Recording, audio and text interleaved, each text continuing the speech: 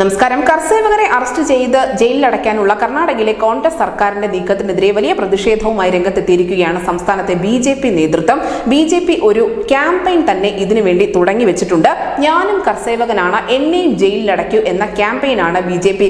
കർണാടകത്തിൽ തുടക്കമിട്ടിരിക്കുന്നത്. ഈ ഒരു ക്യാമ്പയിനിലൂടെ കർണാടകത്തിലെ ജയിൽ നിറയ്ക്കുക എന്നത് തന്നെയാണ് തങ്ങളുടെ ലക്ഷ്യമെന്ന് കൂടി ബി.ജെ.പി. ഉറപ്പിച്ച് പറയുന്നുണ്ട്. നമുക്കറിയാം, 3 പതിറ്റാണ്ടുകൾക്ക് മുൻപാണ് ഈ അയോധ്യ രാമജന്മഭൂമി ക്ഷേത്രത്തിൽ വലിയ തർക്കമുണ്ടായത്. ആ സമയത്ത് അതിൽ പങ്കെടുത്ത ആളുകൾക്ക് ഇപ്പോൾ 70 വയസ്സിലധികം പ്രായമുണ്ട്. ഇത്രയധികം പ്രായമുള്ള ആളുകളെ ഒരു കാരണവുമില്ലാതെ ജയിലിൽ അടയ്ക്കുക എന്ന ഒരു നയമാണ് നിലവിൽ കർണാടകയിലെ കോൺഗ്രസ് സർക്കാർ സ്വീകരിച്ചിരിക്കുന്നത്. ഇതിനുള്ള നിർദ്ദേശങ്ങൾ കൃത്യമായി സംസ്ഥാന പോലീസിന് നൽകിയിട്ടുമുണ്ട്. എന്തായാലും കഴിഞ്ഞ ദിവസം 1992 കർസേവയിൽ പങ്കെടുത്തു എന്നാരോപിച്ച് ഹുബ്ബള്ളിയിലെ ഹിന്ദു പ്രവർത്തകൻ സുനിൽ പുജാരിയെയും അറസ്റ്റ് ചെയ്തിരുന്നു കർണാടകയിലെ പോലീസ്.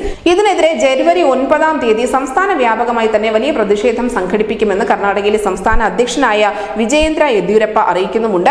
എന്തായാലും ഉത്തർപ്രദേശിലെ അയോധ്യ രാമക്ഷേത്രത്തിൽ പ്രാണപ്രതിഷ്ഠ നടക്കാൻ ഏതാനും ദിവസങ്ങൾ മാത്രം ബാക്കിയിരിക്കെ എന്തുകൊണ്ടാണ് ഒരു പ്രത്യേക സമുദായത്തിൽ നിന്നുള്ള ആളുകളെ മാത്രം തൃപ്തിപ്പെടുത്തുന്നതിന് വേണ്ടി കർണാടകയിലെ സർക്കാർ കിണഞ്ഞ് പരിശ്രമിക്കുന്നത് എന്ന ചോദ്യം കൂടി ബി.ജെ.പി. അവിടെ ചോദിക്കുന്നുണ്ട്.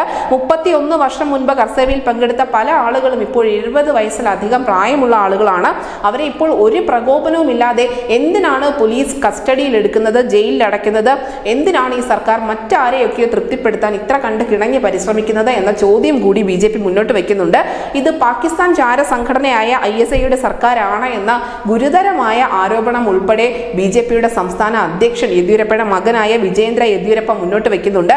എന്തായാലും ഈ ഒരു ക്യാമ്പയിൻ കർണാടകയിലെ എല്ലാ ബി.ജെ.പി. പ്രവർത്തകരും ഏറ്റെടുത്തിട്ടുണ്ട്. ഞാൻ കർഷകനാണ്, എന്നെയും അറസ്റ്റ് ചെയ്യൂ എന്ന ഒരു വലിയ ക്യാമ്പയിന് തന്നെയാണ് കർണാടകത്തിൽ ബി.ജെ.പി. ഇപ്പോൾ തുടക്കമിട്ടിരിക്കുന്നത്. News desk news 18 Malayalam.